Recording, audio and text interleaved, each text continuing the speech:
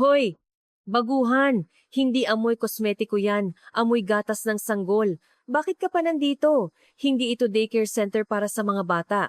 Ang mapanuksong boses mula sa likod ng rehas ay matalim na tumimo. Ang halakhak na parang nginunguya at idinura ay kumalat sa pasilyo. Ang mga babaeng nakasuot ng kulay teal na uniforme ay tinitignan ng bagong biktima na may mga matang parang sa hayop. Ito ang Lapu-Lapu City Correctional Facility for Women, ang nag-iisang pasilidad ng koreksyon para sa kababaihan sa Pilipinas at isang malaking kuta kung saan nakakulong ang mga babaeng may iba't ibang kwento at matinding galit. Ang mga mamamatay tao, mandaraya at iba pang masasamang kriminal na nagbigay kulay sa pahina ng lipunan ay narito. At ngayon, si Correctional Officer Maria Santos, isang bagong opisyal, ay kusang loob na pumasok sa gitna ng kuta ng mga ahas na ito.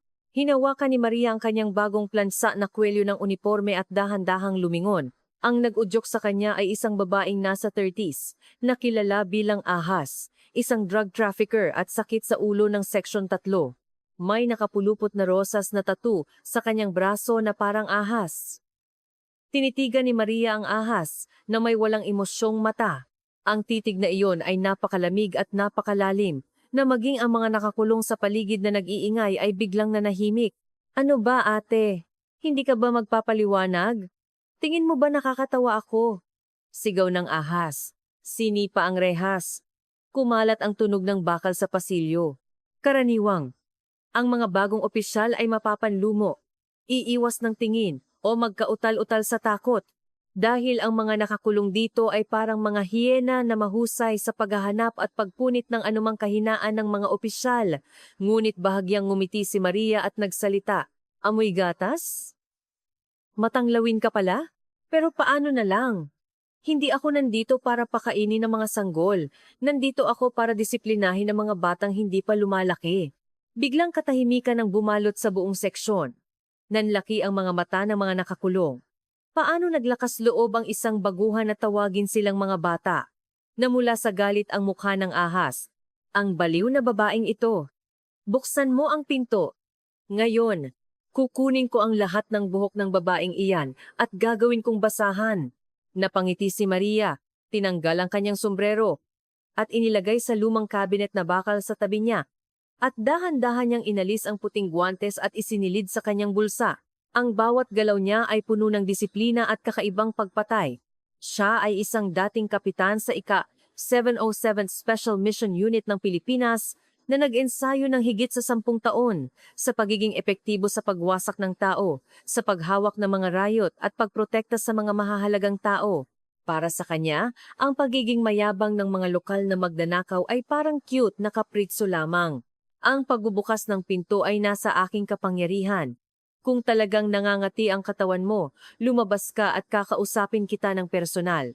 Nilantakan ni Maria ang kanyang susi sa baywang at lumapit sa selda ng ahas. Ang kanyang senior na opisyal, si Chief Park, ay napasigaw at hinawakan ang braso ni Maria. Opisyal Santos, nababaliw ka ba? Labag ito sa regulasyon. Walang mabuting maidudulot ang paghawak sa kanila. Baliwalain na lang natin at umalis. Chief Park, alam mo ba kung ano ang unang dapat gawin ng isang tagapag-alaga kapag unang pumasok sa kulungan ng mabangis na hayop?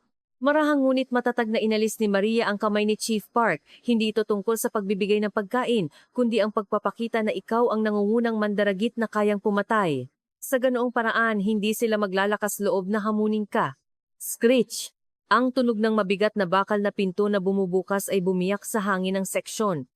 Pagkabukas ng pinto, agad na sumugod ang ahas kay Maria, naglalabas ng kanyang mga kuko. Papatayin kita. Ang kamay ng ahas ay halos umabot na sa mukha ni Maria. Thwack! Sa isang malakas na tunog, lumipad sa ere ang katawan ng ahas at bumagsak sa sahig. Napakabilis nang nangyari.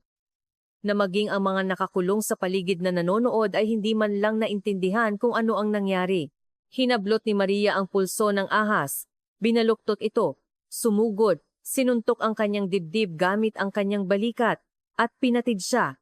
Ito ang parehong disarming technique na inulit niya ng libu-libong beses noong nasa 707 pa siya. Ah! Sumigaw ang ahas na nakahandusay sa sahig, ngunit hindi tumigil si Maria. Agad siyang pumunta sa likuran ng ahas, binaluktot ang kanyang braso, Pinigilan siya at ginamitan ng kanyang tuhod ang kanyang leeg. Nawalan ng hininga ang ahas, kinakalmot ang sahig. Ang sakit! Bitawan mo ako! Ito ay pananakit. Isusumbong kita sa Human Rights Commission. Pananakit! Ito ay isang lehitimong pagpipigil bilang tugon sa pagharang sa opisyal na tungkulin. At karapatang pantao? Maganda iyon. Ngunit ang karapatang pantao ay para lamang sa mga tao. Kailangan ng mga hayop ng pagsasanay. Idinagan ni Maria ang kanyang timbang sa tuhod na nakadiin sa leeg ng ahas. Namutla ang mukha ng ahas. Tulong! Iligtas mo ako! Makinig ka mabuti. Mula ngayon, kung gusto mong umungol sa aking teritoryo, humingi ka ng permiso. Naiintindihan mo? Puno ng takot, kinakalmot ng ahas ang sahig, parang tinatapik para sumuko. Saka lamang binitawan ni Maria ang kanyang braso at dahan-dahang tumayo. Ang ahas, nakahandusay sa sahig, ay umubo at umiyak. Tumutulo ang sipon at luha. Ang pasilyo ng Section 3 ay tahimik, parang walang buhay. Sa daan-daang pares ng mata na nakamasid mula sa rehas, nagsimulang lumitaw ang takot, pagkabigla at pag-usisa. Inayos ni Maria ang kanyang uniforme at lumingon. Sa bawat pagtingin niya, umiiwas ng tingin ang mga nakakulong. Doon, sa dulong pasilyo, sa pinakamalaking solong selda, ang kwarto 301, may dahan-dahang pumapalakpak. Clap, clap, clap, clap, clap, ang tuyo at mabagal na tunog ng palakpak. Lumingon si Maria. Nakaupo doon ang isang babae, nasa huling bahagi ng 40s, na may marangal ngunit malamig na hitsura.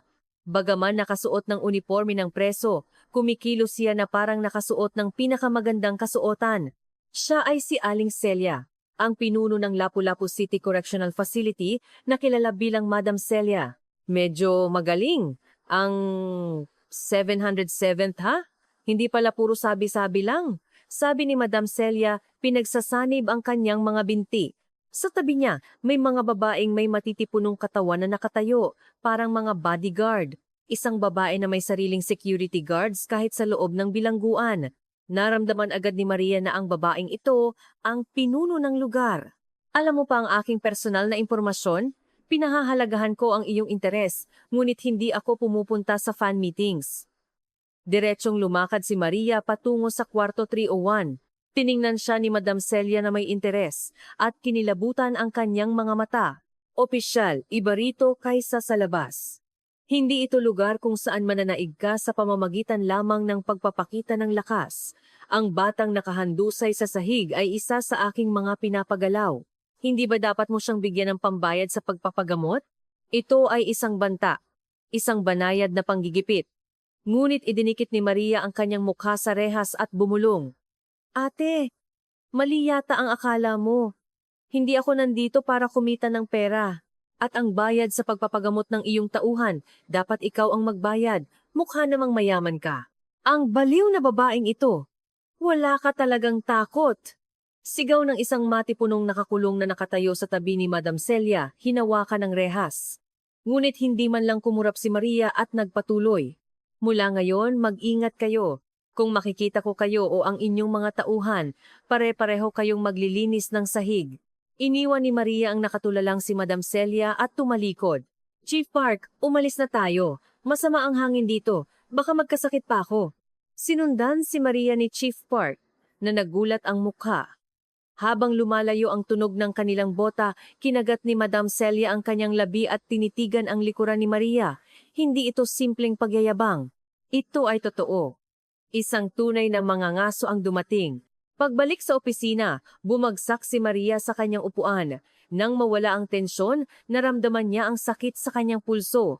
Ngunit hindi niya ito pwedeng ipakita. Ito ay isang gubat kung saan kapag nagpakita ka ng kahinaan, agad kang sisipain. Opisyal, sigurado ka bang magiging maayos ka? Alam mo ba kung sino si Madam Celia? Siya ang babaeng nagpapagalaw ng merkado ng pautang sa Maynila. Maging ang warden ng bilangguan ay kinakatakutan siya. Tanong ni Chief Park na nag-aalala.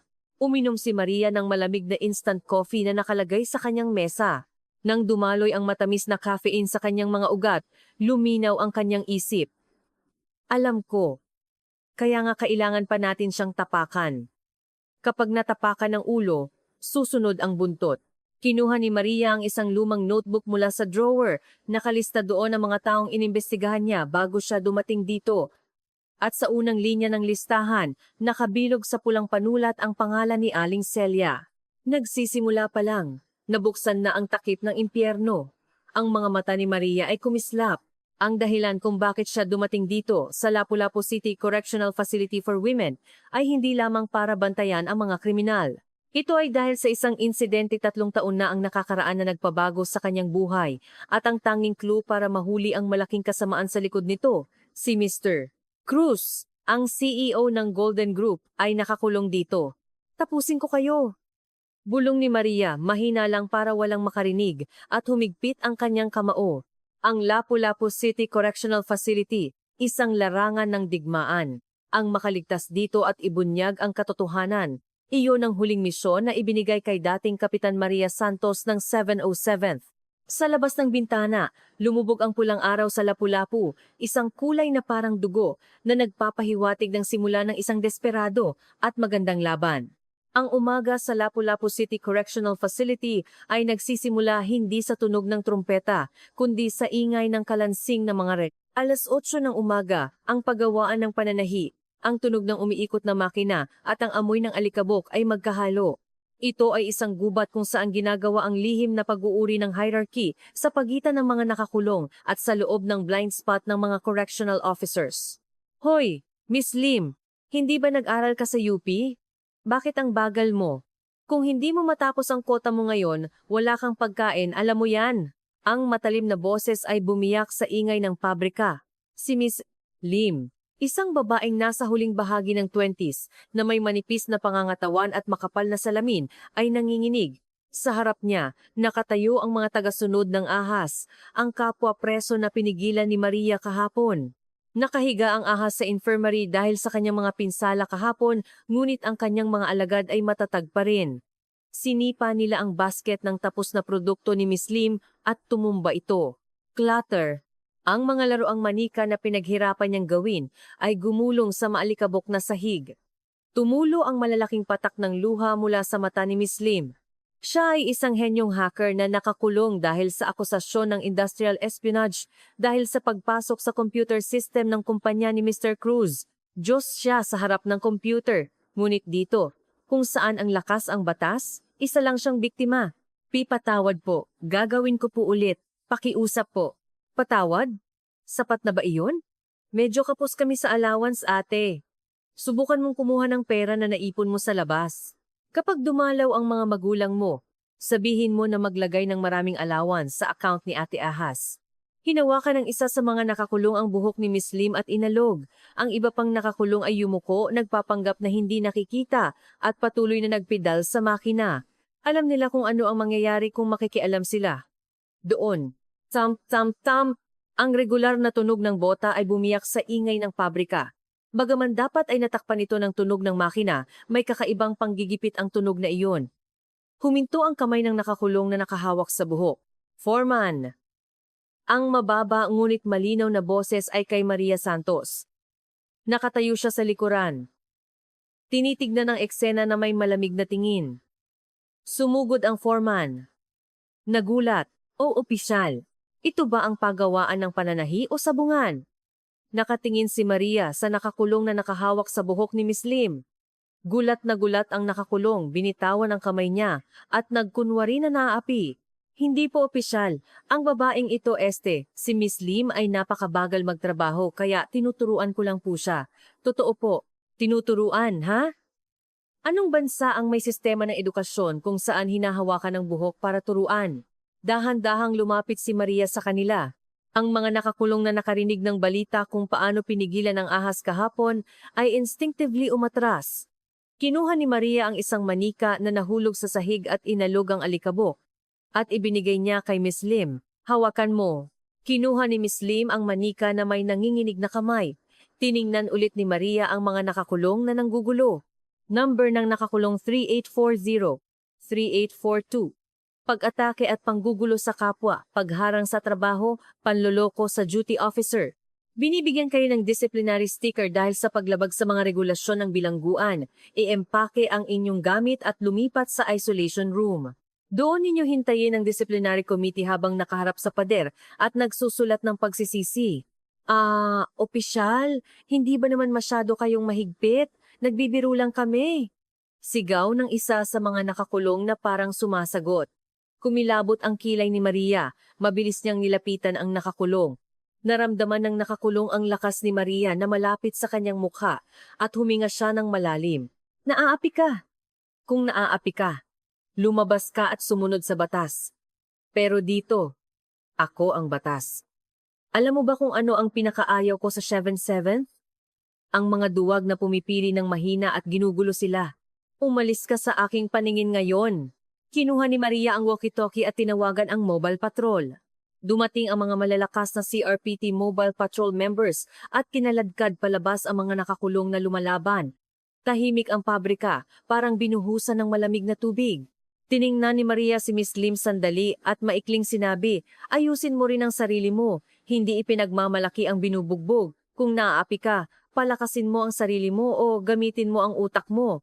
Malamig ang mga salita, ngunit naramdaman ni Miss Lim ang banayad na kahulugan sa mga salitang iyon. Isang mensahe na huwag mamatay kundi manatili. Pinunasan ni Miss Lim ang kanyang luha at tumango. Matapos ang tanghalian, nagpatrolya si Maria sa Seksyon 3. Habang dumadaan siya sa kwarto 301, may masarap na amoy ng kape na lumabas. Hindi ito amoy ng instant coffee na ibinibigay sa bilangguan. Amoy ito ng bagong giling na kape. Opisyal Santos, mag-usap tayo sandali. Tinawag siya ni Madam Celia mula sa likod ng rehas.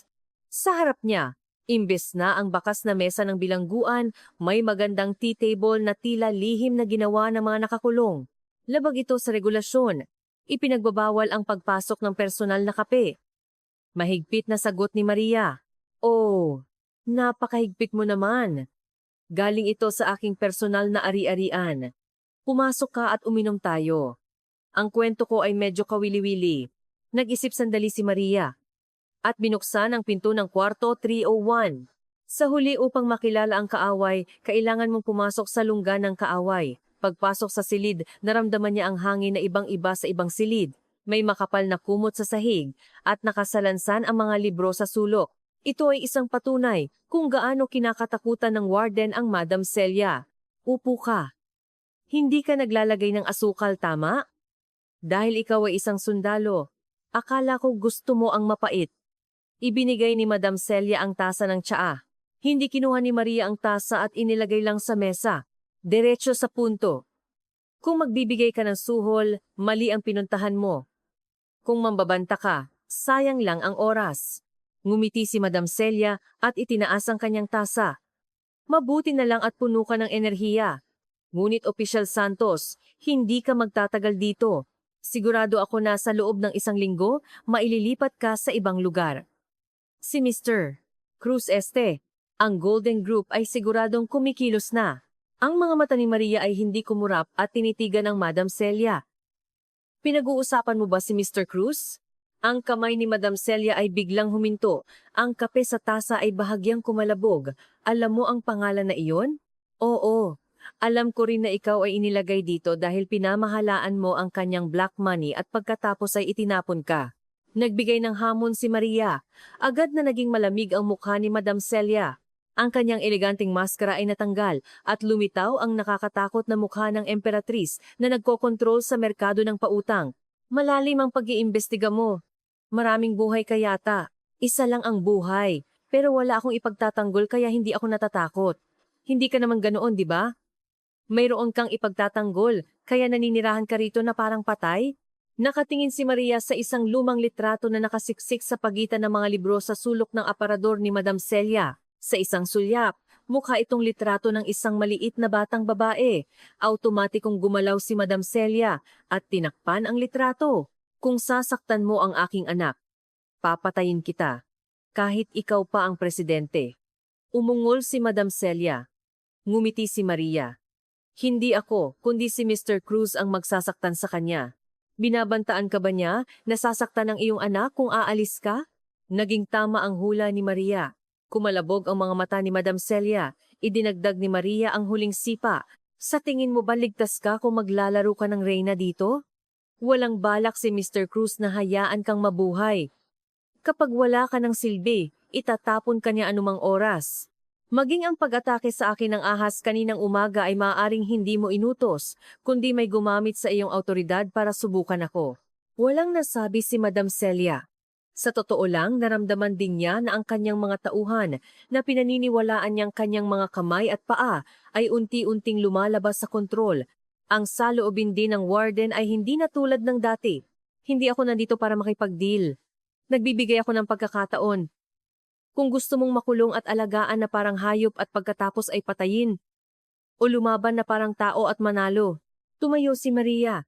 Pakiusap, hindi ko nakape. Sa susunod, bilhan mo ako sa labas, hindi gamit ang pera mo kundi gamit ang bayad pinsala na nakuha mo kay Mr. Cruz. Lumabas si Maria sa kwarto 301. Napakalakas ng tunog ng bakal na pinto na sumasara. Si Madam Celia, na naiwan mag-isa, ay tulalang nakatingin sa malamig na tasa ng kape. Mabilis na tumibok ang kanyang puso. Takot ba ito? O pag-asa? Nang gabing iyon, nagbabantay si Maria habang nakatingin sa CCTV screen. Tahimik ang pasilyo ng section sa screen, ngunit alam niya na maraming mata ang gising sa dilim. Si Miss Lim, Madam Celia, at ang mga alagad ni Mr. Cruz na hindi pa nagpapakita ng kanilang mukha. Buzz! Biglang nag-vibrate ang personal na cellphone ni Maria. Unknown number. Ito ang unang tawag mula sa hindi kilalang numero pagkatapos ng kanyang paglabas. Agad siyang sumagot, "Hello? Kapitan Maria Santos? O ngayon, correctional officer na ba?" Isang nagbago ang boses, parang robotic. "Huwag kang masyadong matapang. Mag-ingat ka sa gabi. Alam mo na maliit lang ang lapu-lapu, di ba?" Tut-tut-tut. Naputol ang tawag. Inilapag ni Maria ang kanyang cellphone at ngumiti. Isang babala? Patunay na kumikilos na ang mga kalaban. Kinuha niya ang isang chocolate bar mula sa drawer at binalatan. Kawili-wili. Tingnan natin kung sinong unang mangangaso. Kinagat ni Maria ang chocolate bar. Matapos ang matamis, may mapait na aftertaste. Nagsimula na ang digmaan. Mahaba at malalim ang gabi sa Lapu-Lapu City Correctional Facility for Women. Pagkatapos ng morning assembly sa Lapu-Lapu City Correctional Facility, nagkaroon ng emergency sa security office. Lumitaw si Maria Santos sa pasilyo ng Section 3 kasama ang kanyang CRPT team leader. Sa kanyang kamay, may hawak siyang puting stack ng mga dokumento, imbes na itim na baton. Sa kakaibang, nakakatakot na kapaligiran, alam agad ng mga nakakulong na may mangyayari at nanahimik sila. Mula ngayon, magsasagawa tayo ng inspeksyon sa lahat ng selda sa Section 3. Lahat ay lumabas sa pasilyo at tumayo sa pader. Ang boses ni Maria ay umalingaw-ngaw sa megaphone. "Hindi. Chief, kahapon lang kami ininspeksyon." "Bakit na naman?" Nagreklamo ang foreman, ngunit hindi man lang tiningnan ni Maria. 5 minuto ang ibibigay ko sa inyo. Ang sinumang hindi lumabas ay ituturing na lumalaban at sapilitang bubuksan ang kanilang selda. Simulan na. Sabay-sabay na bumukas ang mga bakal na pinto. At lumabas ang mga nakakulong, nagbubulungan. Kinindatan ni Maria ang mga CRPT members.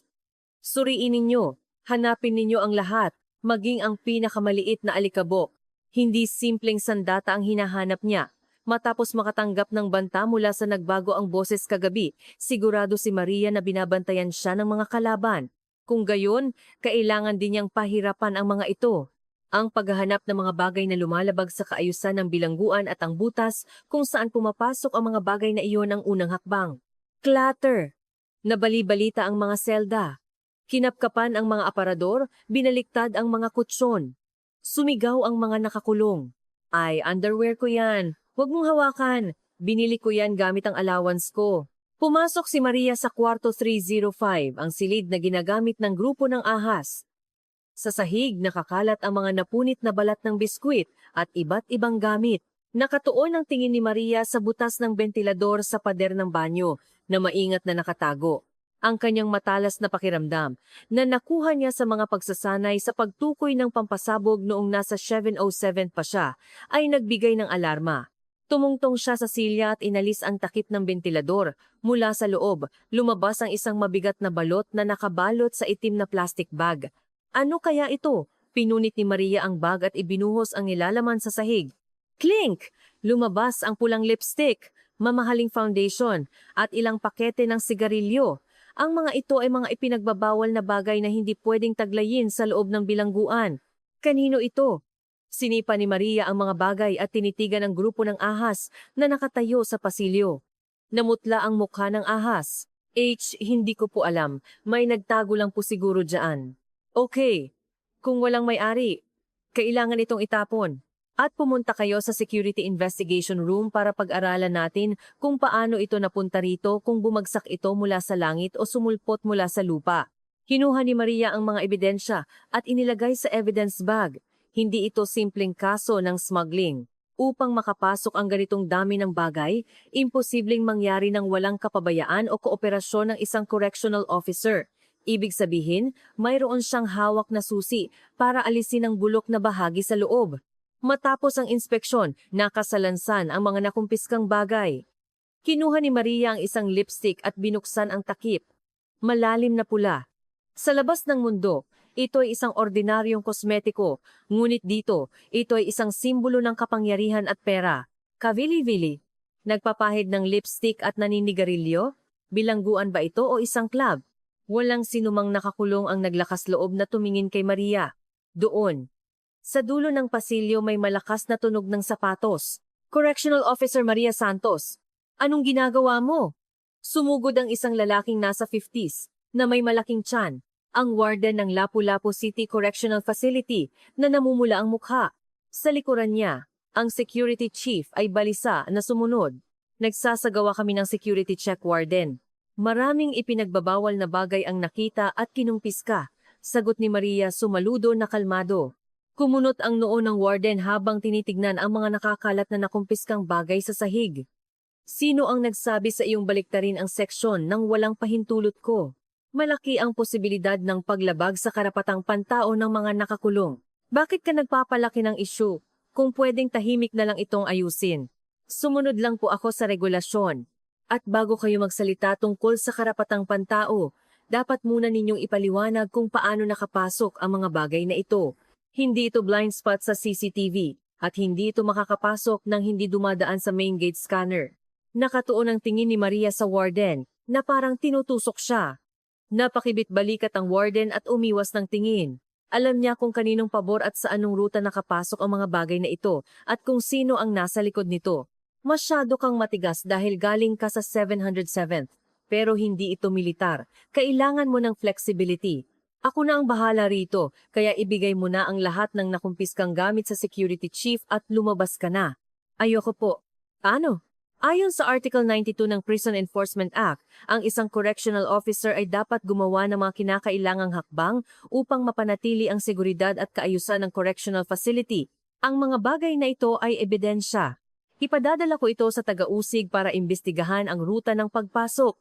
Naging kulay abo ang mukha ng warden, na parang sasabog. Paano naglakas loob ang isang bagong correctional officer na tanggihan ang utos ng warden? Ngunit walang balak umatras si Maria. Alam niya na kung aatras siya ngayon, mananatili siya sa ilalim ng kanilang paa magpakailanman. Sige, gawin mo ang gusto mo, pero ikaw ang mananagot sa lahat ng iyan. Padabog na tumalikod ang warden. Habang papalayo ang likuran ng warden, bahagyang ngumiti si Maria. Kumagat siya sa pain. Ang matinding reaksyon ng warden ay patunay na ang smuggling route na ito ay isa sa mga money pipelines na konektado kay Mr. Cruz. Pagkatapos ng tanghali, pumunta si Maria sa computer training room sa sulok ng silid kung saan may ilang lumang computer. Nakaupo si Miss Lim, baluktot ang katawan. Nakatulala siya sa patay na monitor. Na Miss Lim. Gulat na gulat si Miss Lim at tumayo. O opisyal? Upo ka. Nandito ako para sa iyo. Hinila ni Maria ang isang silya at umupo sa tabi ni Miss Lim. Hindi ba ikaw ang mahusay na hacker sa labas? Totoo ba na pumasok ka sa security server ng Golden Group?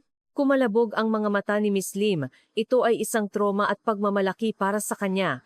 Hindi ako pumasok. Natagpuan ko ang kahinaan sa seguridad at ipinadala ko ang ulat. Ngunit itinuring itong hacking attempt.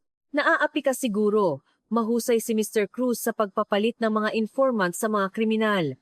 Nang marinig ang pangalan ni Mr. Cruz, napakunot ang balikat ni Miss Lim. Bakit po kayo sa akin? Gusto ko lang tahimik na mabuhay at makalabas. Pakiusap, hayaan niyo na lang ako. Tahimik na mabuhay? Tulad ba kaninang umaga sa paggawaan ng pananahi, habang buhay kang bubugbugin, kukunin ang iyong mga gamit, at mabubuhay na parang patay hanggang sa makalabas ka? O gagamitin mo ang iyong kakaibang talino para saktan sila? Ibinigay ni Maria kay Miss Lim ang isang maliit na USB memory. Ano ito? Ito ay kopya ng smuggling ledger na kinumpiska ko ngayon.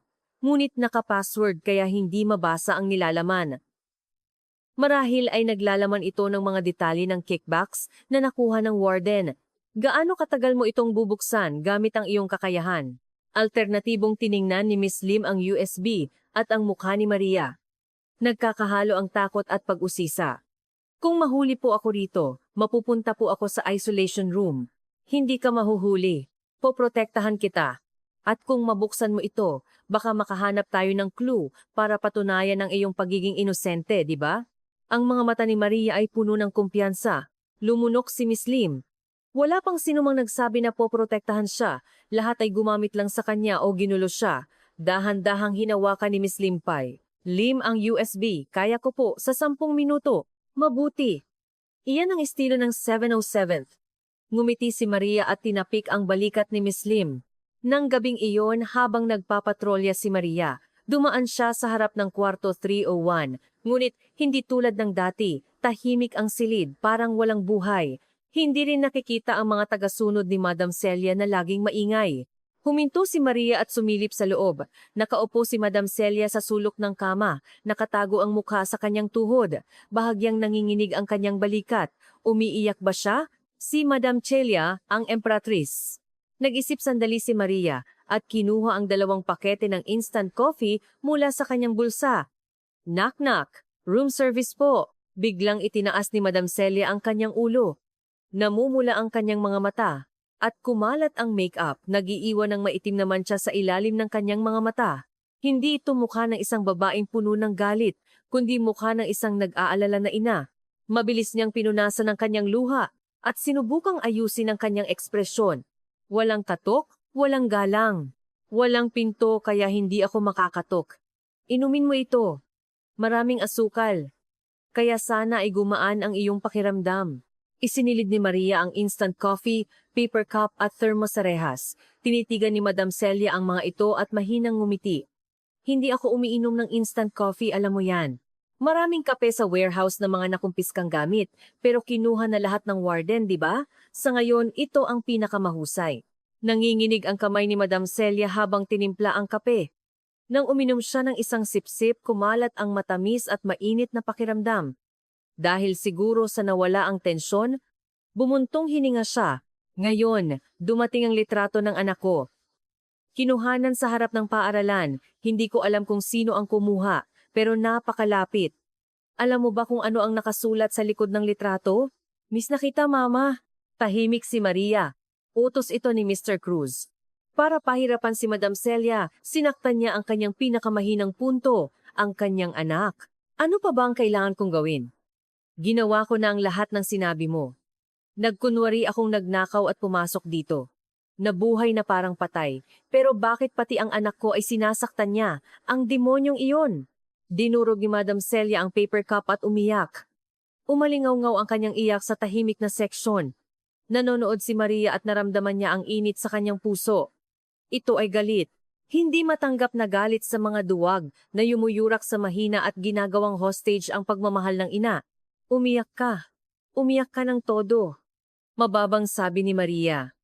At pagkatapos mong umiyak, magdesisyon ka. Kung patuloy kang magpapagulong-gulong at makikita ang iyong anak na nalalagay sa panganib o makikipag-ugnayan ka sa akin at babalatan natin ang demonyong iyon. Tumingala si Madam Celia kay Maria na may mukha na basa ng luha. Ano ang kaya kong gawin? Ikaw ay isang correctional officer lang. Si Mr. Cruz ang nagpapagalaw sa Pilipinas. Maging ang taong nagpapagalaw sa Pilipinas ay may mahina. At ako, sinanay akong targetin at saksakin ang mahina ng higit sa 10 taon. Hinawakan ni Maria ang rehas at nakipagtitigan kay Madam Celia. Mahirap mag-isa, pero kung tayo, iba. Ang iyong pera at impormasyon, ang teknolohiya ni Miss Lim at ang aking taktika. Hindi ba ito sapat para butasan ang pader ni Mr. Cruz? Huminto ang panginginig ng mga mata ni Madam Celia. Isang sinag ng pag-asa na nakita sa dulo ng kawalan ng pag-asa. Binasa niya ang katotohanan at, higit sa lahat, ang kalooban na parang bakal sa mata ni Maria.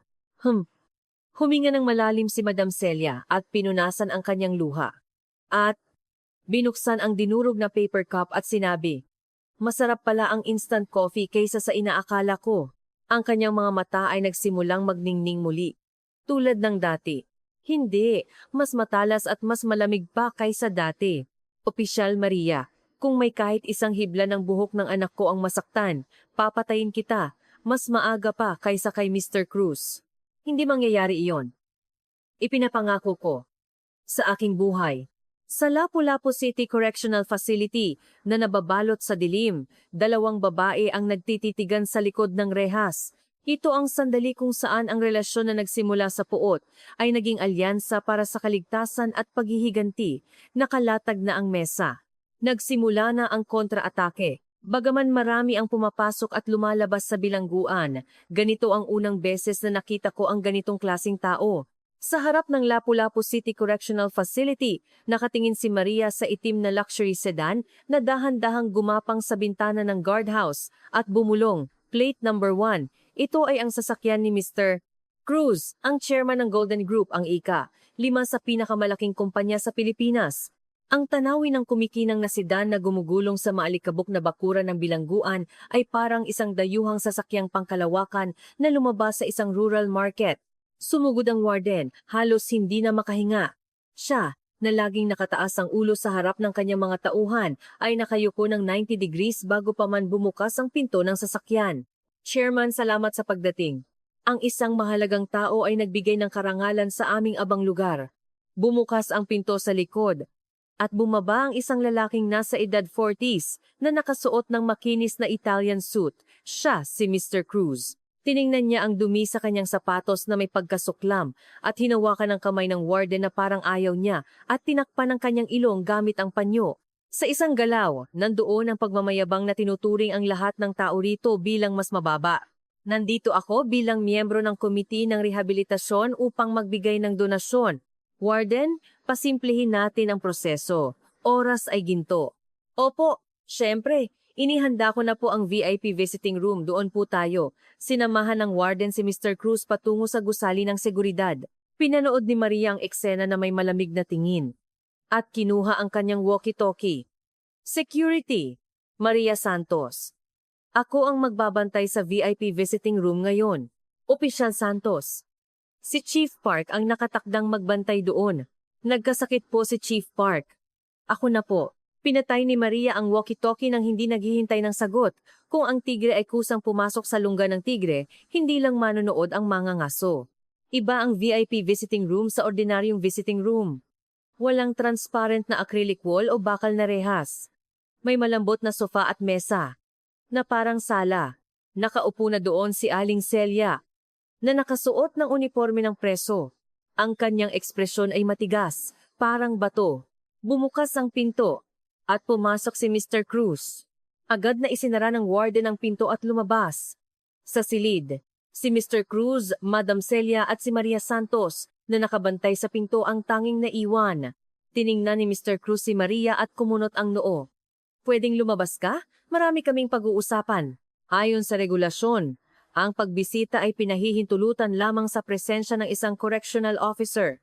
"Huwag ninyo akong pansinin at mag-usap kayo."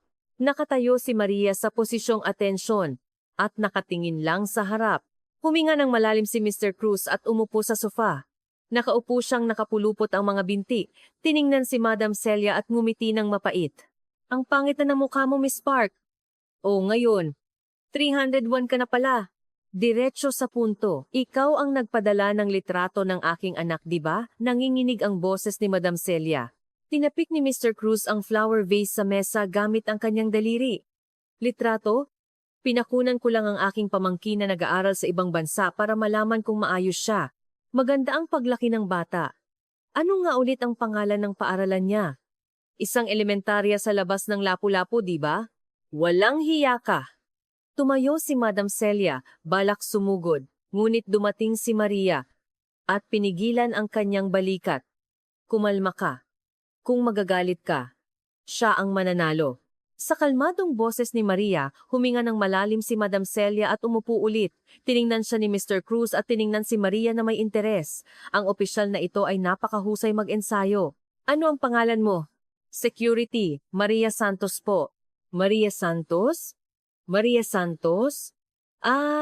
Naalala ko na, ang babaeng galing sa 7-7, di ba? Ikaw pala ang sikat na mad dog. Humalakhak si Mr. Cruz. Ibinalik niya ang tingin kay Madam Celia. Celia, ako ay isang mapagbigay na tao. Kung mananahimik lang ako, walang problema ang anak mo. Papayag akong mag-aral siya sa ibang bansa at bibigyan ko siya ng dowry kapag ikinasal siya. Pero kung mag-iisip ka ng ibang bagay o magkalat ng impormasyon tungkol sa mga nakatagong libro, yumuko si Mr. Cruz at bumaba ang kanyang boses. Kung ganoon, maaaring magkaroon ng aksidente sa trapiko o mawawala siya. Napakadelikado ng mundo ngayon. Banta ba iyan? Singit ni Maria. Ang mga mata ni Mr. Cruz ay matalim na tumingin kay Maria. Hoy, opisyal, alamin mo ang iyong lugar. Hindi ka dapat nakikisali sa usapan ng mga matatanda. At sa isang salita ko lang sa warden, maaari kitang tanggalin sa trabaho bukas na bukas. Magtatanggal lang ako ng uniforme kapag mainit at ako mismo ang magtatanggal.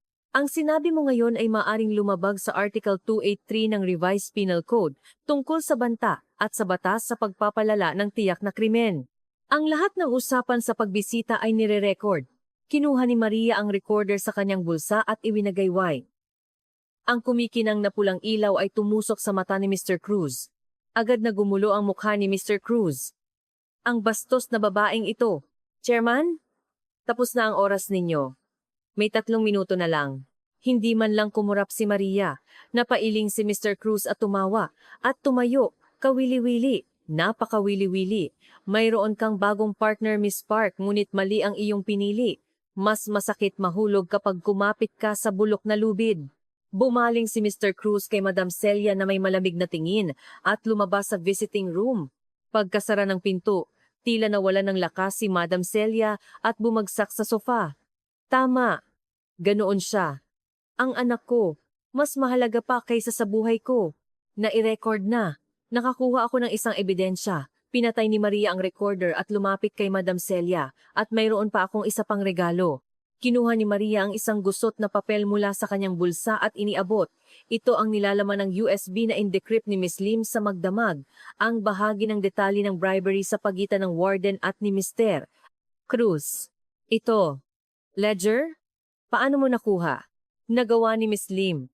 Binabantaan ka ni Mr. Cruz dahil hindi niya alam kung nasaan ang orihinal na ledger mo at nag-aalala siya. Nasaan iyon? Nanginginig ang kamay ni Madam Celia habang hinahawakan ang papel. At, nagdesisyon. Itinaas niya ang kanyang ulo. Nasa aking safe. Nakatago bago ako pumasok sa bilangguan. Cash, gold bars, at ang orihinal na listahan ng mga politiko na binigyan ni Mr. Cruz ng suhol. Kumislap ang mga mata ni Maria. Ito ay isang sandata na parang nuclear bomb. Sapat na iyon. Tapos na ang depensa. Ngayon, atake na tayo. Nang gabing iyon, lihim na tinawag ni Maria si Miss Lim sa infirmary storage room. Ito ay isang maliit at maalikabok na storage room, ngunit ito ay isang lihim na command center para sa 3 babae. Miss Lim, kaya mo bang i-trace ang account details na ito? Medyo matatagalan pero kaya po kung gagamitin ang overseas server. Pero baka mapansin po ng security team ng Golden Group. Hayaan mo silang mapansin. All-out war na rin naman. Ang layunin ay guluhin sila at magkamali. Nilagyan ni Maria ng pulang bilog ang mapa ng bilangguan na nakadikit sa pader. Ito ay ang opisina ng warden. Ang unang layunin ay patumbahin ang warden.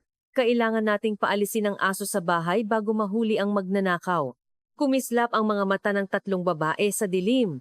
Sa labas, umiihip ang malamig na hangin ng taglamig, ngunit sa loob ng maliit na storage room ng bilangguan, puno ito ng mainit na enerhiya. Matapos ang pagbisita ni Mr. Cruz, malaki ang pagbabago sa hangin sa loob ng bilangguan. Isang tensyon na parang naglalakad sa yelo. Ang warden ay desperado na bantayan si Maria, naghahanap ng mga kapintasan, at may kumalat na masasamang tsismis sa loob ng seksyon. May mangyayari sa tanghalian ngayon, may masasaktan daw. Naramdaman ni Maria ang panganib. Nagboluntaryo siya na maging duty officer sa tanghalian at pumunta sa cafeteria. Daang-daang nakakulong ang nakapila para sa pagkain sa malaking cafeteria. Ang ingay ng pagbanggaan ng mga tray na bakal ay malakas. Nakatayo si Madam Celia at Miss Lim sa harap ng serving counter, hawak ang kanilang mga tray. Bahagyang nanginginig ang kamay ng nakakulong na naghahain ng sabaw. Ang mga matang lawi ni Maria ay hindi pinalampas ang sandaling panginginig na iyon. Teka! Hinarang ni Maria ang sabaw. Gulat na gulat ang nakakulong na naghahain ng sabaw at halos mahulog ang kanyang sandok. Bakit po opisyal? Medyo kakaiba ang amoy ng sabaw ngayon.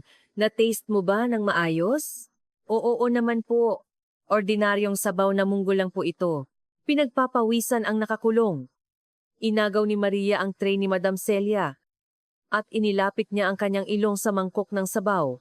Sa gitna ng ordinaryong amoy ng sabaw na munggo, may bahagyang matalim na amoy ng almond, parang malansa. Ito ay ang amoy ng laso na cyanide na naamoy niya sa pagsasanay sa chemical warfare noong nasa 707 pa siya. Huwag kayong kumain! Ibinagsak ni Maria ang tray sa sahig. Klang! Kumalat ang sabaw at lahat ng mata sa cafeteria ay nakatuon. Anong ginagawa mo? May sumigaw mula sa kung saan. Kasabay nito, ang grupo ng ahas at ilang matipunong nakakulong na hindi malaman ang pagkakakilanlan ay tumayo mula sa sulok ng cafeteria. May hawak silang matatalas na sandata, parang toothbrush na pinatulis. Patayin! Nang mabigo ang pagpatay gamit ang lason, isinagawa nila ang Plan B, ang paggamit ng puwersa. Ang target ay si Madam Celia. Miss Lim, kukunin mo si ate at umatras ka! Sigaw ni Maria at tumakbo pasulong. Ang toothbrush na iwinagayway ng sumugod na nakakulong ay dumampi sa manggas ng uniforme ni Maria. Rip. Napunit ang tela at may pulang patak ng dugo na lumabas sa kanyang puting balat. Mga walang hiya kayo. Dumilim ang mga mata ni Maria. Hinablot niya ang pulso ng nakakulong na nagwawagayway ng kutsilyo at binaluktot ito sa kabilang direksyon. Snap! Sa tunog ng nabaling buto, sumigaw ang nakakulong.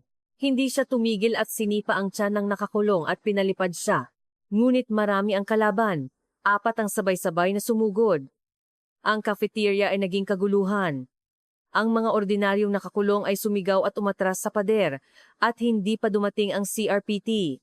Malinaw na sinasadya ng warden na antalahin ang pagdating nila. Madam, ngayon ang huling araw mo. Sumugod ang ahas kay Madam Celia may hawak na sandata. Si Madam Celia, na na-corner, ay hindi makakilos sa takot. Tinakpan siya ni Miss Lim ng kanyang buong katawan, ngunit hindi ito sapat. Umalis ka. Sa sandaling iyon, tumalon si Maria sa ibabaw ng mesa. Binaluktot niya ang kanyang katawan sa ere at sinipa ang mukha ng ahas. Thwack! Lumipad ang ahas at bumagsak sa ibabaw ng mesa. Tumumba ang mga tray at basurang pagkain. Bumagsak si Maria sa sahig at huminga ng malalim. Sa paligid niya, mayroon ng 5 nakakulong na nakahandusay at umuungol. May gusto pa bang sumubok? Kung mayroon, lumabas na. Sa pagkakataong ito, hindi lang mababali ang buto. Tiningnan ni Maria ang cafeteria na may nakamamatay na tingin. Isang napakalaking lakas. Takot na nagpapababa ng buntot ng mga hayop na instinctively kinikilala ang nangungunang mandaragit. Ang natitirang grupo ay naghulog ng kanilang sandata at umatras. Saka lamang bumukas ang pinto ng cafeteria at dumagsa ang mga CRPT members.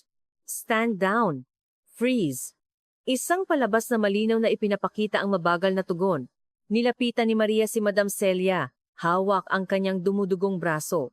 Nakatulala si Madam Celia sa sabaw na kumalat sa sahig. May kumukulong na bula at bahagyang nagbabago ang kulay ng tile sa sahig. Totoong lason iyon. Kung hindi si Maria, malamang ay malamig na bangkay na siya ngayon. Ayos ka lang?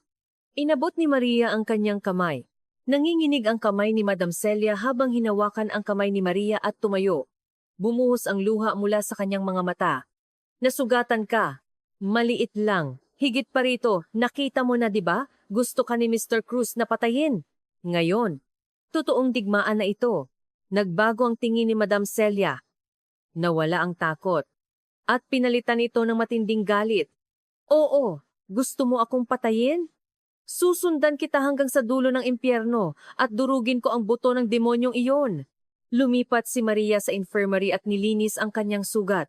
Buti na lang at hindi malalim. Mabilis kumalat ang balita.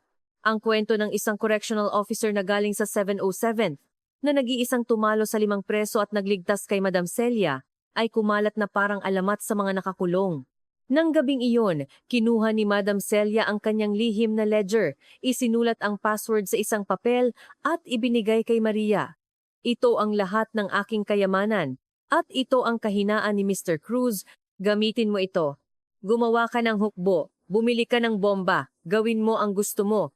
Basta ipaghiganti mo lang ako, ibibigay ko ang aking kaluluwa. Hindi ko kailangan ng kaluluwa. Sa halip, lumabas ka at bumili ng pagkain. Isang napakamahal. Ngumiti si Maria. Kinuha niya ang papel at inilagay sa kanyang bulsa. Ang kaaway ng aking kaaway ay aking kaibigan, di ba? Ngayon, hindi na sila simpleng correctional officer at nakakulong. Sila ay mga kasamahan sa labanan, na nagdaan sa buhay at kamatayan. Tumingala si Maria sa buong buwan na nakikita mula sa bintana ng infirmary. Hintay ka, Mr. Cruz. Babayaran ko ang lahat ng utang mo, pati na ang interes. Matapos ang insidente, ang sarado na storage room sa sulok ng Section 3 ay naging personal na opisina at command center ni Maria Santos, na may magandang pangalan na Rehabilitation Unit. Sinubukan ng warden na paalisin si Maria, ngunit dahil sa takot na malaman ng publiko ang insidente ng lason, wala siyang magawa kundi sumunod sa mga kahilingan ni Maria. Malaki rin ang tulong ng pagbabanta ni Madam Celia na kung gusto mong manatili sa pwesto, huwag mong galawin ang opisyal. Sa loob ng Rehabilitation Unit, nagtipon ang 3 mangkukulam, Commander-in-Chief Maria Santos, Financier Madam Celia at Staff Engineer Miss Lim. Ibigay mo ang kasalukuyang sitwasyon. Nakatayo si Maria sa harap ng lumang whiteboard. Pinindot ni Miss Lim ang kanyang laptop at ipinakita ang screen. Opo, Ate Este, opisyal. Na-trace ko na ang black money route ni Mr. Cruz. Bawat 25 ng buwan, 3 araw mula ngayon, naglalabas siya ng pera sa pamamagitan ng isang Hong Kong shell company at inililipat ito sa isang lihim na safe sa Pilipinas. Ang lokasyon ay ang Gallery Luna sa Cebu City. Sa ibabaw, isa itong art gallery, ngunit ang underground storage room ay fakticheski ang personal na safe ni Mr. Cruz. Ang security system ay high-tech kaya imposible ang external hacking. Maaari lang itong buksan kung makakonekta sa internal network. Kaya kailangan ng isang tao na pisikal na pumasok, di ba? Sabi ni Madam Celia, nakakross ang braso, na seryoso. Kung kaya ko lang, pero masyado akong kilala at masyadong mahigpit ang pagbabantay sa akin. Opisyal Santos, kaya mo bang gawin? Ako ay isang government employee. Kung gagawa ako ng operasyon sa gitna ng Cebu City sa oras ng trabaho, agad akong masususpinde. Bukod pa rito, alam din nila ang aking mukha. Nag-isip sandali si Maria at ngumiti. Kaya tumawag ako ng backup. Backup? Kinuha ni Maria ang kanyang cellphone at nilagay sa speakerphone. Private. Narito na ba si Sergeant Lee? Kapitan. Hindi opisyal. Narito na ako sa likod ng bilangguan. Napakaraming lamok dito. Hindi mo ba bubuksan ang pinto? Ang boses sa receiver ay boses ng isang batang babae. Mayabang ngunit malakas. Si Sergeant Lee, ang dating direktang subordinate ni Maria sa 707th at isang sniper at infiltration specialist. Kinontrata siya ni Maria matapos siyang magtayo ng isang detective agency pagkatapos ng kanyang paglabas. Hintay ka. Bubuksan ko ang butas. 12:00 ng gabi, sinamantala ni Maria ang oras ng pagpapalit ng guard, pansamantalang pinatay ang security system at ipinasok si Lee sa storage room. Si Lee, na nakasuot ng itim na training suit at may cap, ay sumipol nang makita niya si Madam Celia at Miss Lim. Wow! Ito pala ang sikat na bilangguan ng kababaihan. Mayroon kayong mga magagarang miyembro. Isang mafia madam at isang henyong hacker. Magpakilala ka. Sila ang mga pangunahing miyembro ng ating operasyon. Ito si Lee, ang numero 1 sa Pilipinas sa pagbubukas ng pinto at pagdaan sa pader. Ngumiti si Lee at iniabot ang kanyang kamay kay Madam Celia. Pakiusap, Madam. Sigurado ba ang bayad? Kung magtagumpay ka, bibigyan kita ng ginto na katumbas ng aking timbang. Sa malaking alok ni Madam Celia, nanlaki ang mga mata ni Lee. Okay, ibubuwis ko ang aking buhay. Ano ang operasyon? Inilatag ni Maria ang mapa, Operation Prison Break, ngunit hindi ito pagtakas kundi isang labas-pasok lang. Lahat ng tingin ay nakatuon kay Maria. 3 araw mula ngayon, sa ika-25. Gagamitin ni Madam Celia ang kanyang sakit sa puso bilang dahilan para lumabas para sa external treatment. Ako ang magiging escort officer. Ang ospital ay isang university hospital na 500 metro lang ang layo sa Gallery Luna sa Cebu City. Paano tayo makakapunta sa gallery mula sa ospital? May bantay sa atin, di ba? Dito natin kailangan ang ating acting skills. Sa banyo ng ospital, magpapalit ng damit sina Madam Celia at Lee. Si Lee, na nagpapanggap na Madam Celia ay mahiga sa kama. At ang totoong Madam Celia ay lalabas na nakasuot ng doktor. Ako ang sasama sa kanya. Ako mismo ang pupunta? Tanong ni Madam Celia na gulat. Opo. Ang safe ng gallery ay nangangailangan ng iris at fingerprint recognition. Ikaw lang ang makakabukas nito. Delikado? Ngunit ito ang pinakasiguradong paraan. At ako? Tanong ni Miss Lim. Ikaw. Dito. Takpan mo ang mata ng warden. Imanipula mo ang CCTV feed ng bilangguan para mukha kaming nasa ospital. At sa sandaling makakonekta tayo sa internal network ng gallery, i-disable mo ang security system remotely. Ito ay isang perpektong division of labor. Isang dream team na pinagsasama ang lakas, pera at teknolohiya. Paano po kung mag-fail? Tanong ni Miss Lim na nag-aalala. Hinawakan ni Maria ang kanyang pistol, isang gas gun, ngunit binago upang madagdagan ang kapangyarihan at malamig ng ngumiti. Walang kabiguan. Sa 707th, ang kabiguan ay kamatayan lamang. Kung lalaban tayo ng handa na mamatay, walang pader na hindi natin kayang lampasan sa mundo. Tumango si Madam Celia na may determinadong ekspresyon. Sige, gawin natin. Para sa aking anak, putulin ko ang lahat ng money pipelines ng demonyong iyon. Sige, maghanda na tayo. Inabot ni Maria ang kanyang kamay. Naglagay din ng kamay sina Madam Celia, Miss Lim at Lee sa ibabaw nito. Isang mainit na pagkakaisa ang nabuo sa malamig na sahig ng bilangguan. 1, 2, 3 para sa tagumpay. Ang sigaw ay luma, ngunit ang kanilang mga mata ay mas seryoso kaysa kailanman. Sa gabi sa storage room, nawala ang makulimlim na ulap at lumiwanag ang buong buwan sa kalangitan. Parang isang searchlight na nagbibigay liwanag sa kanilang daan. Ngayon, lumaki na ang taya. Isang matapang na operasyon ang magaganap sa gitna ng Cebu City sa labas ng pader ng bilangguan. Hinigpitan ni Maria ang kanyang kamao. Mr. Cruz, hintay ka lang. Tatakpan ko ang sandcastle na itinayo mo, na parang alon. Ito ay ang katahimikan bago ang bagyo, ngunit isang malaking bagyo ang papalapit. Umuulan. Tamang-tama ang panahon para sa operasyon. Bulong ni Maria, nakatingin sa bumubuhos na ulan sa labas ng bintana ng bus. Ang ulan mula sa kulay abo na kalangitan ay binabasa ang matataas na pader ng Lapu-Lapu City Correctional Facility. Ang tunog ng ulan na tumatama sa bubong ng bus ay nagpapataas ng tensyon. Ang mukha ni Madam Celia, na nakaupo sa tabi niya, ay maputla. Nakabalot siya sa makapal na kumot sa ibabaw ng kanyang damit ng pasyente, ngunit hindi niya maitago ang kanyang nanginginig na mga kamay. Ang kanyang pulso at ang pulso ni Maria ay mahigpit na nakakonekta ng pilak na posas. Huwag kang masyadong matulala. Ang isang pasyente ng sakit sa puso na ganoon katigas ay madaling malalaman ng doktor, di ba? Hindi ngumiti si Madam Celia sa biro ni Maria. Habang buhay akong nagkasala, pero ito ang unang beses na lalabas ako sa bilangguan. Alam mo na kung mahuli tayo rito, tapos na tayong dalawa, di ba? Hindi tayo lalabas, kundi mamamasyal lang sandali.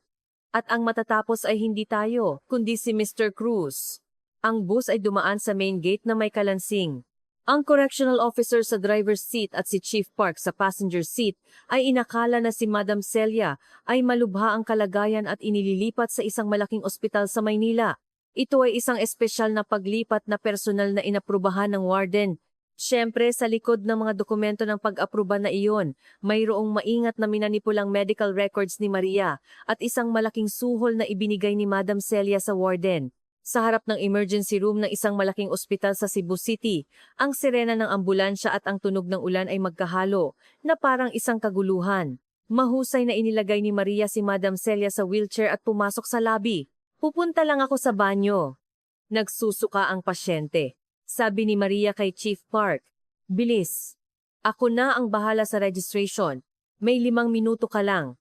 Iwi na gayway ni Chief Park ang kanyang kamay na parang naiirita. Inilakad ni Maria ang wheelchair patungo sa banyo ng may kapansanan. Pagkasara ng pinto, isang maitim na anino ang lumabas mula sa likod ng storage box ng mga gamit panlinis. Si Sergeant Lee ito. Private! Ate, tamang-tama ang dating mo. Wala tayong oras para magsalita.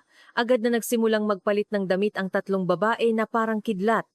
Isinuot ni Lee ang damit ng pasyente at umupo sa wheelchair. Nagbalabal ng kumot tulad ni Madam Celia. Isinuot ni Madam Celia ang doktor ng damit na dinala ni Lee at nagsuot ng maskara.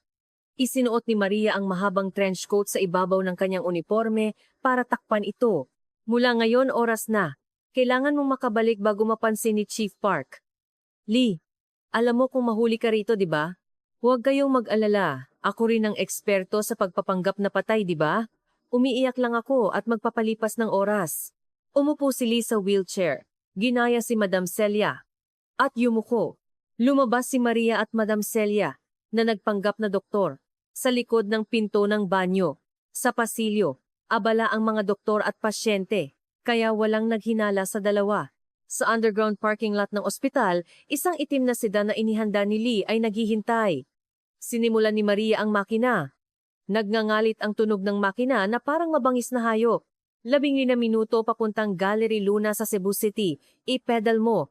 Sa kotse na humahawi sa daan na basa, tulalang nakatingin si Madam Celia sa labas ng bintana.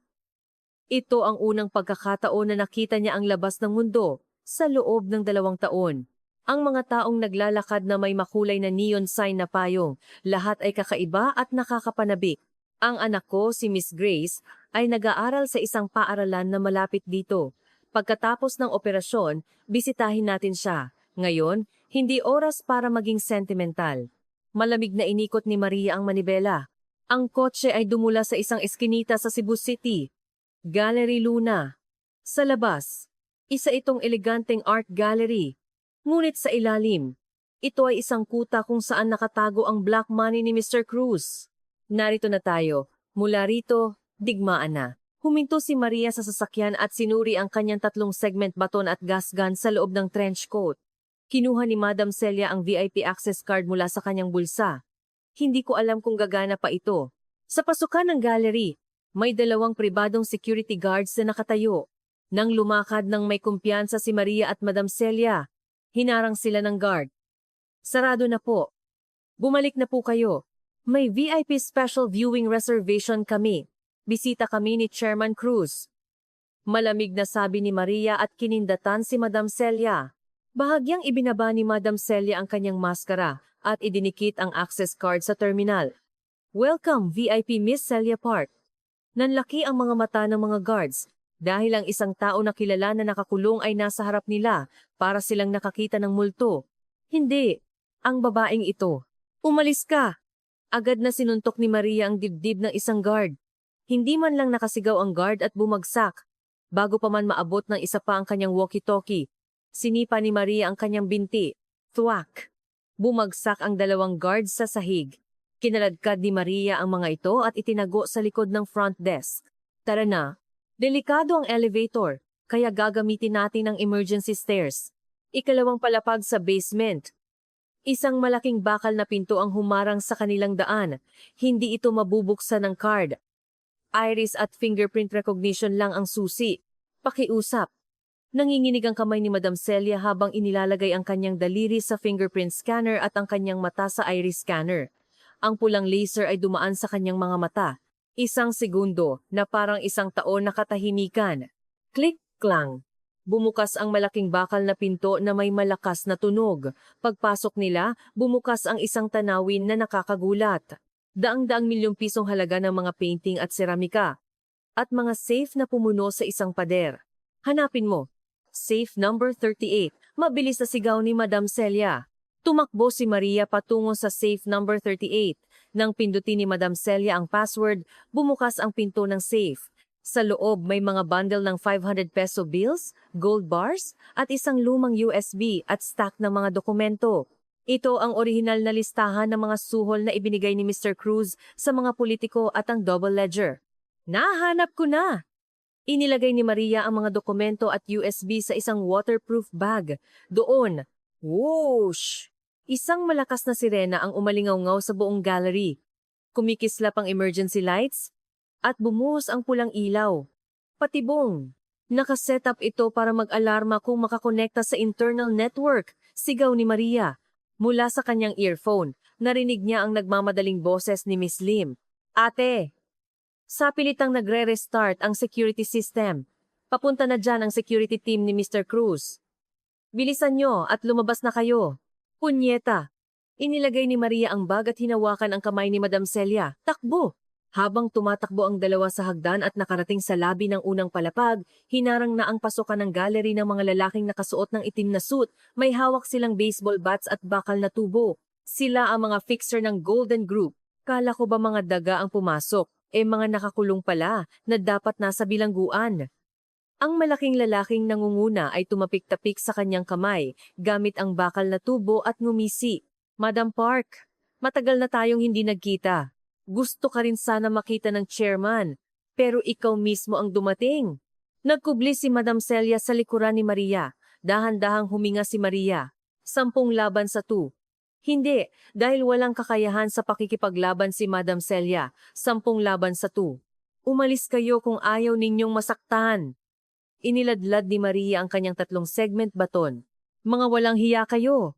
Sumigaw ang mga lalaki at sumugod. Sumugod si Maria sa gitna. Ang close quarters combat techniques na natutunan niya sa 707th ay instinctively lumabas. Wak-twak! Iniwasan niya ang bakal na tubo ng unang lalaki at sinuntok ang kanyang templo gamit ang 3 segment baton. Ginamit niya ang momentum ng pagbagsak ng lalaki at sinipa ang baba ng sumunod. Hawakan ng babaeng iyan. Sumugod ang mga atake mula sa lahat ng direksyon. Inihulog ni Maria ang kanyang katawan sa likod ng marmol na estatwa na nakadisplay sa lobby. Crash! Nabali ang estatwa at kumalat ang mga shards. Inihagis ni Maria ang mga nabaling shards ng estatwa upang takpan ang paningin ng mga lalaki at dumula sa sahig, pinatid ang mga ito. Thump! Bumagsak ang mga malalaking lalaki na parang domino. Sinamantala ni Maria ang pagkakataon at hinila si Madam Celia. Punta tayo sa kotse. Ngunit mula sa pasukan, may isa pang grupo na dumating bilang reinforcement. Naka-corner sila. Dumaloy ang dugo mula sa noo ni Maria na nakatabing sa kanyang paningin. Naiiwan na siya ng hininga. Hanggang dito na lang ba? Balak umupo ni Madam Celia na may desperadong ekspresyon. Doon, boom! Nabasag ang malaking bintana ng gallery at isang itim na Starex ang sumugod sa labi. Bumuhos ang shards ng salamin na parang ulan. Bumukas ang pinto ng kotse. At lumabas ang ulo ni Lee mula sa driver's seat. Ate, tara na! Si Lee, na dapat ay nasa ospital, ay dumating. Itinulak ni Maria si Madam Celia sa loob ng kotse na parang bagahe at tumalon din siya. Umalis na! Screech! Sa amoy ng nasusunog na gulong, mabilis na umatras ang Starex. Sinubukan ng mga gangster na kumapit sa kotse, ngunit pinilipit ni Lee ang kotse at natanggal sila. Ang kotse ay dumaan sa nabasag na bintana at lumabas sa kalsada na basa ng ulan. Paano ka nakalabas sa ospital? Tanong ni Maria. Habol ang hininga. Sinubukan ni Chief Park na buksan ang pinto ng banyo, kaya sumigaw ako na masakit ang tiyan ko at tumakas sa bintana. Dahil nahuli na rin naman tayo. Sige na, laban na tayo hanggang sa dulo. Pinindo ni Lee ang accelerator. Sa likuran, humahabol ang kotse ng mga gangster. Nagsimula na ang habulan sa kalsada na basa ng ulan. Sa gitna ng Cebu City Boulevard, nagmamaneho ang itim na Starex at mga sedan, naglalabas ng water spray. Miss Lim, imanipula mo ang traffic lights. Sigaw ni Maria sa walkie-talkie. Naiintindihan ko po. Lahat ng traffic lights sa intersection sa 300 meters sa harap ay gagawin kong green. Sabay-sabay na naging berde ang mga traffic lights sa intersection. Mabilis na dumaan ang kotse ni Lee sa intersection. Ngunit ang kotse ng mga gangster na humahabol ay halos bumangga sa isang truck na nanggaling sa gilid at biglang nagpreno. Screech! Bang! Nagulo ang mga humahabol na sasakyan at naging kaguluhan ang kalsada. Sinamantala ang pagkakataon, tahimik na nawala ang Starex sa dilim. Naiwan na natin sila!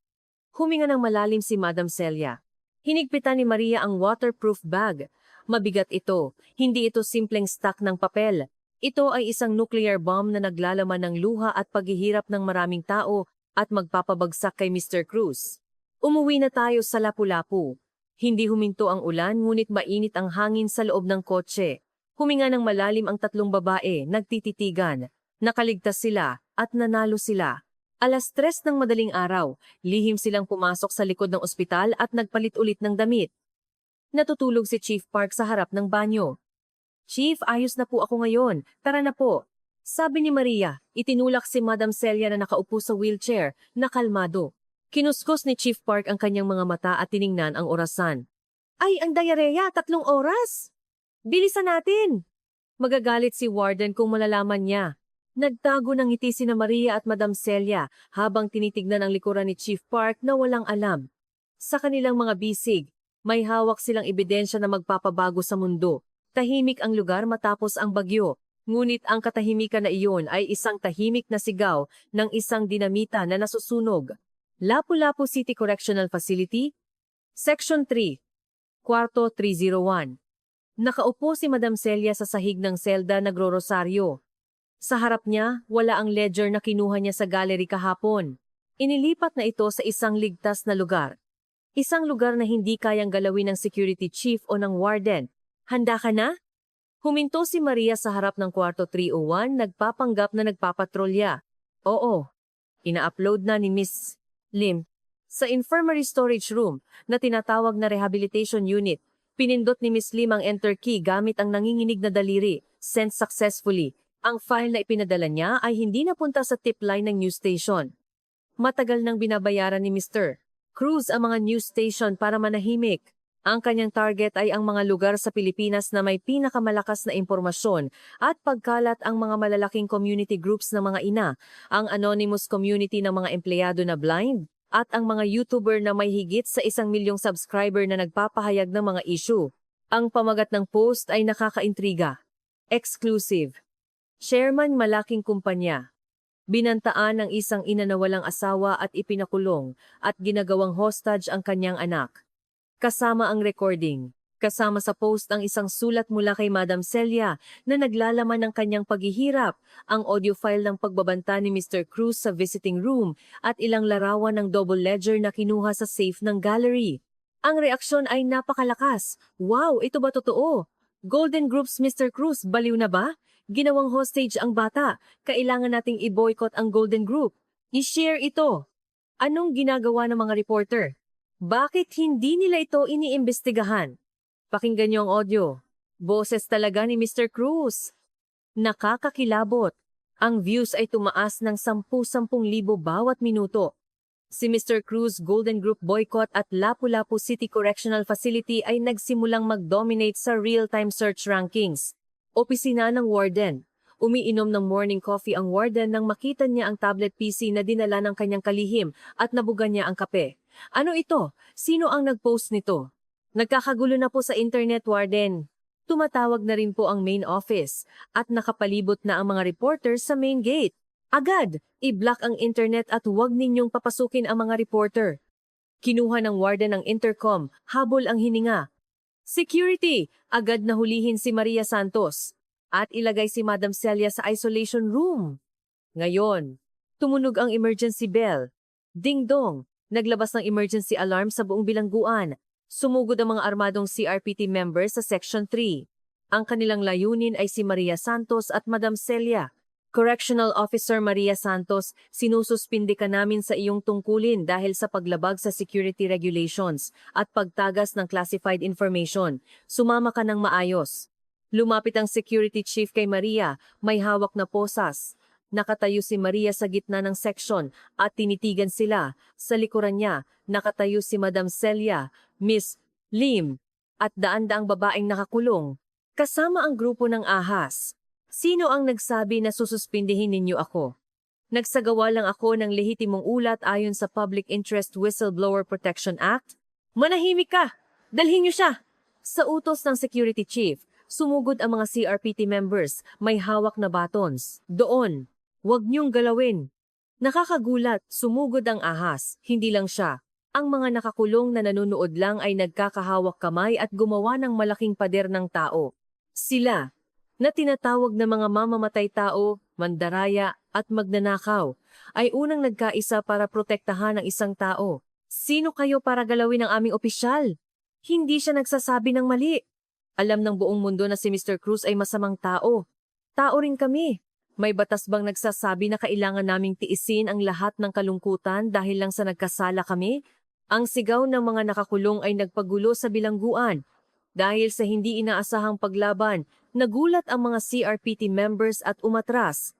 Hindi ito riot. Ito ay isang mapayapa ngunit matatag na pagkakaisa. Naramdaman ni Maria ang init sa kanyang puso. Ang mga babaeng umungol na parang hayop ay ngayon ay naging tunay na kasamahan na nagpoprotekta sa kanya. Kinuha ni Maria ang mikropono sa Central Control Room, mga nakakulong at mga kapwa correctional officer. Ngayon, nakatayo ako rito, hindi bilang isang correctional officer, kundi bilang isang tao. Nagkukulong tayo ng mga kriminal. Ngunit hindi natin makukulong ang katotohanan. Ang kanyang boses ay kumalat sa bawat sulok ng bilangguan sa pamamagitan ng speaker. Si Chairman Cruz, gamit ang kanyang pera at kapangyarihan, ay sumira sa buhay ng isang babae at binantaan ng isang bata. At, sa pakikipagsabuatan sa warden ng bilangguan, ginamit niya ang correctional facility na parang kanyang sariling mina. Ito ba ang hustisya? Ito ba ang batas na dapat nating ipagtanggol? Katahimikan. Ang mga kamay ng mga correctional officer na may hawak na batons ay dahan-dahang bumaba. Alam din nila ang katiwalian ng warden at ang pang-aabuso ni Mr. Cruz. Dahil sila rin ay mga ama at anak ng isang tao, naramdaman nila ang kahihiyan. Samantala, sa opisina ni Mr. Cruz sa Golden Group, sinisira niya ang TV sa kanyang opisina gamit ang golf club. Lumabas sa screen ang balita. Breaking news! Nagsagawa ng raid ang mga taga-usig sa Golden Group headquarters at bahay ni Chairman Cruz. Dahil sa lumalalang opinyon ng publiko, inutos ng opisina ng presidente ang walang limitasyon na imbestigasyon. Mga daga na babae. Paano ninyo nagawa sa akin ito? Alam niyo ba kung sino ako? Ako ang nagpapakain sa ekonomiya ng Pilipinas. Sumigaw si Mr. Cruz ngunit ang kanyang mga kalihim ay nakayuko lang, nag-aalala. Nakabaling na ang tadhana, bumagsak ang stock price at kumalat ang boycott movement na parang apoy. Ang ledger na isinapubliko ni Madam Celia ay naglalaman din ng maraming pangalan ng mga politiko. Ang mga politiko na tumanggap ng suhol ay nagsimulang putulin ang kanilang ugnayan kay Mr. Cruz upang iligtas ang kanilang sarili. Balik sa Lapu-Lapu City Correctional Facility. Bumukas ang saradong main gate ng bilangguan. Sunod-sunod na pumasok ang mga itim na van.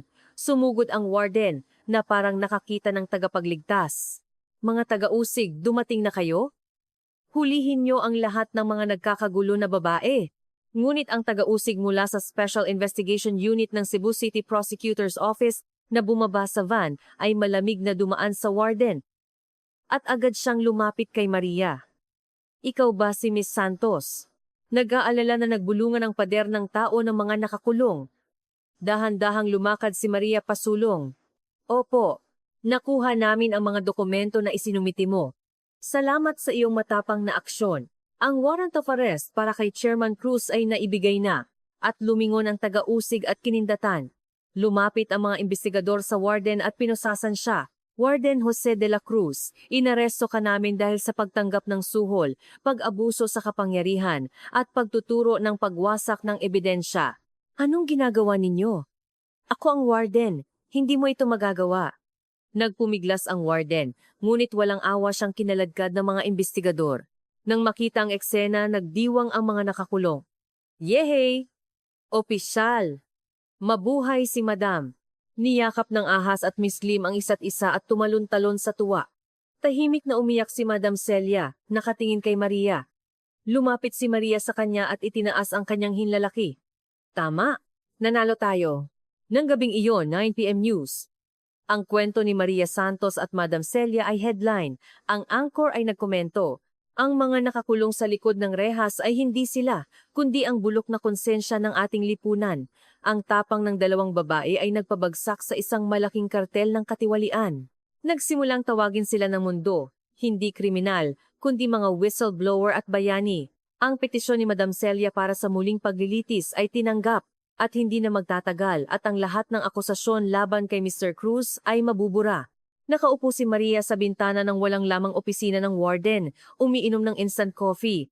tulad ng dati, matamis at mapait ang lasa. Ngunit ngayon, pakiramdam niya ay napakatamis nito. Tapusin ko kayo. Sumaludo siya sa kalangitan sa labas ng bintana. Ito ay isang saludo sa kanyang mga kasamahan na nagtiwala at sumunod sa kanya at sa kanyang sarili na lumaban para sa hustisya. Ngayon, ang natitira na lang ay makita ang pagbagsak ni Mr. Cruz at ibalik si Madam Celia sa kanyang anak. Sa dulo ng mahaba at madilim na tunel, sa wakas ay nagsimulang makita ang nakasisilaw na ilaw. Defendant Mr. Cruz at 10 taong pagkakakulong. Ang lahat ng iligal na ari-arian na nakuha ng Golden Group na nagkakahalaga ng 1.2 bilyong piso ay kumpiskahin. Sa sandaling bumagsak ang desisyon ng hukom, ang malaking hukuman, Kwarto 47 ng Cebu City Regional Trial Court ay nababalot sa katahimikan at pagkatapos ay nilukob ng malaking ingay. Ang mga mamamayan at pamilya ng mga biktima na pumuno sa gallery ay nagyakapan at umiyak. Judge, ito ay invalid. Alam mo ba kung sino ako? Paano ninyo ako bibihisan ng uniforme ng preso, kayo na nabubuhay sa buwis na binabayaran ko? Nagwala si Mr. Cruz sa defendant's stand. Ito ay ang pangit na pagkapit ng isang taong habambuhay na naghari. Ngunit ang kanyang dalawang braso ay nakaposas na ng mga matitipunong correctional officers. Ilang araw na ang nakalipas, siya ang ika-5 sa pinakamalaking kumpanya sa Pilipinas. Ngunit ngayon, siya ay isang matandang preso lamang na may bilang na 5032. Sa likurang bahagi ng hukuman, nakaupo si Maria na nakasuot ng uniforme at pinanood ang eksena na nakakross ang kanyang braso. Sa tabi niya, nakaupo si Madam Celia na pansamantalang inilipat upang maging saksi. Nakikita mo ba? Iyan ang tunay na anyo ng halimaw na kinakatakutan mo. Sa kalmadong boses ni Maria, tahimik na tumango si Madam Celia. Oo, kapag hinubaran, matandang pangit lang pala. Nagpakaba ako ng 10 taon dahil sa taong iyan. Matapos ang paglilitis habang kinakaladkad si Mr. Cruz patungo sa detention center, nakasalubong niya si Maria sa pasilyo. Tinitigan ni Mr. Cruz si Maria na may mga matang puno ng poot. Ang walang hiyang babaeng ito. Akala mo ba ligtas ka matapos gawin ito sa akin? Kung mag-apela ang aking mga abogado, tapos ka. Lumapit si Maria sa mukha ni Mr. Cruz. At ngumiti siya ng malamig, ang parehong ngiti na ginagawa niya noong nasa 7th pa siya bago patayin ang kalaban. Mag-apela ka. Pumunta ka hanggang sa Supreme Court. Sa bawat daan, bibigyan kita ng ebidensya. At Chairman, hindi. Number 5032. Hindi mo masusuhulan ng correctional officers doon. Personal kong hiniling. Nabigyan ka ng masarap na kanin na may munggo. Dahil sa galit, nagngingit-ngit si Mr. Cruz at kinaladkad ng mga correctional officers. Sa likod ng sumasarang bakal na pinto, nawala ang kanyang sigaw na parang echo. Balik sa Lapu-Lapu City Correctional Facility. Ang pagbagsak ni Mr. Cruz ay ganap na nagpabago sa hangin sa loob ng bilangguan. Inaresto ang warden. At isang bagong warden ang itinalaga. Ngunit ang tunay na kaayusan ay hawak na ni Maria Santos na na-promote bilang security chief. Ang Section 3 ay hindi na isang gubat. Itinulak ni Maria ang rehabilitation unit bilang isang opisyal na club. Tinuruan ni Ms. Lim ang mga nakakulong ng computer skills at ginamit ni Madam Celia ang kanyang business expertise upang magbigay ng economic education sa mga nangangarap na magsimula ng negosyo pagkatapos lumabas. Atensyon mga ate! Sinabi ko na sa inyo, hindi hinahabol ang pera kundi binabantayan ang daan. Pero ang pera na kinikita ninyo sa pamamagitan ng pandaraya at pagnanakaw ay maruming pera at balang araw, mabubulok at mahuhuli kayo. Mula ngayon, matututo ulit tayo kung paano kumita ng malinis na pera. Tinapik ni Madam Celia ang blackboard at buong sigla na nagsalita. Ang mga mata ng mga nakakulong na nakaupo ay lumiwanag. Kahit ang ahas at ang kanyang grupo na dating nag-aaway at naglalaban ay ngayon ay nakaupo sa harap at nagsusulat ng notes. Pinanood ni Maria ang eksena mula sa likod ng pinto na may ngiti. Ang lugar na parang kulungan ng hayop ay unti-unting nagiging parang paaralan na may amoy ng mga tao. Ngunit hindi lahat ay naging maayos. Isang araw, dumating ang isang bagong nakakulong na nagkaroon ng atake dahil sa withdrawal symptoms sa droga. Sinusubukan niyang kagatin ang kanyang dila at sakta ng sarili. At nagwawala. Maging ang mga correctional officers ay natakot at hindi lumapit. Itinapon ni Maria ang kanyang baton at pumasok sa solong selda nang walang armas. Huwag kayong lumapit, papatayin ko kayo lahat. Iwinagayway ng nakakulong ang nabaling plastic piece. Nagkaroon ng pulang gasgas sa pisngi ni Maria, ngunit hindi siya kumurap at lumapit, niyakap ang nakakulong. Bitawan mo ako! Nagpumiglas ang nakakulong at kinagat ang braso ni Maria. Dumating ang sakit ng pagkapunit ng laman, ngunit hindi binitawan ni Maria ang kanyang braso. Sa halip, mas mahigpit pa. Pinigilan niya at hinaplos na parang isang ina na nagpapakalma sa isang sanggol. Ayos lang, tapos na.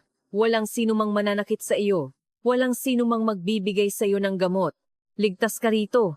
Ang mababang boses ni Maria ay umalingaw-ngaw sa tenga ng nakakulong. Hanggang sa mawala ang epekto ng gamot, mananatili ako sa tabi mo. Kaya pakiusap, huwag mong saktan ang sarili mo. Mahalaga ka. Matapos ang ilang minutong paglaban, nawala ng lakas ang katawan ng nakakulong. Isinubsob niya ang kanyang mukha sa uniforme ni Maria na may dugo at umungol na parang hayop. Ang sakit! Tulungan niyo ako! Oo, mabuhay tayo. Lumabas tayo. Umiyak din si Maria.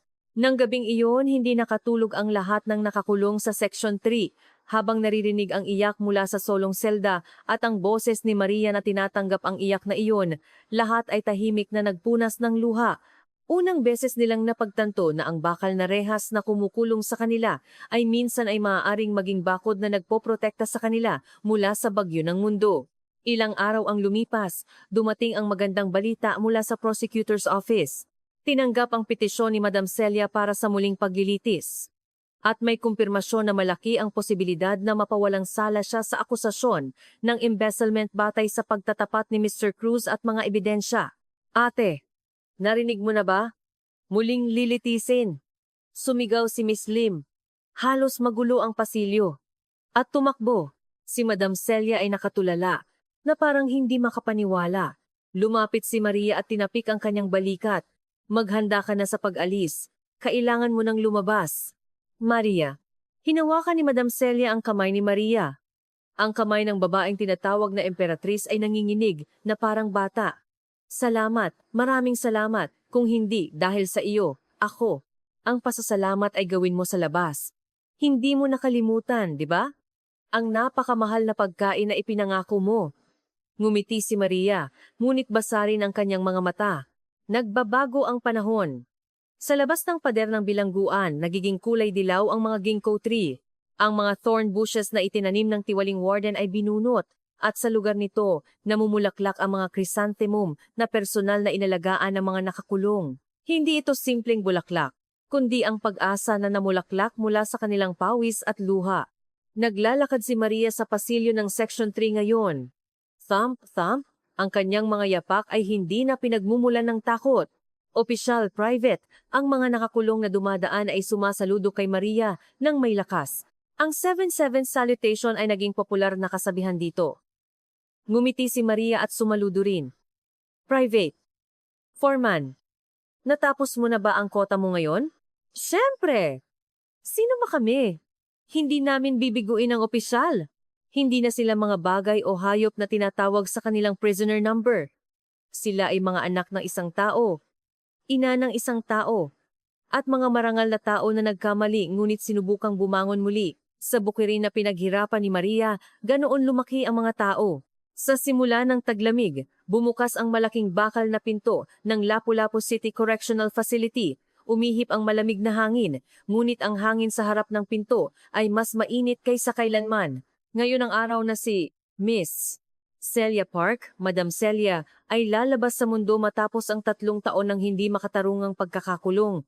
Siya ay pinawalang sala sa akusasyon ng embezzlement, at ang iba pang maliliit na krimen ay kinilala na natapos na niya ang kanyang sentensya, kaya ganap siyang malaya. Sa labas ng bakal na pinto, maraming mamamahayag ang naghihintay. Ang mga titulong whistleblower na nagpabagsak sa chairman ng malaking kumpanya at emperatriz ng hustisya ay naghihintay sa kanya. Kumislap ang mga flash ng kamera na parang kidlat. Ngunit sa mata ni Madam Celia, hindi niya nakikita ang mga reporter o ang mga kamera. Ang kanyang tingin ay nakatuon sa isang maliit na batang babae na nakatayo sa likuran ng mga tao. Isang batang babae na may maikling buhok na nakasuot ng uniforme ng paaralan. Ang kanyang anak na si Grace, na nakita niya lang sa litrato at kinasabikan, "Mama!" Sumigaw ang batang babae, umiiyak, at tumakbo.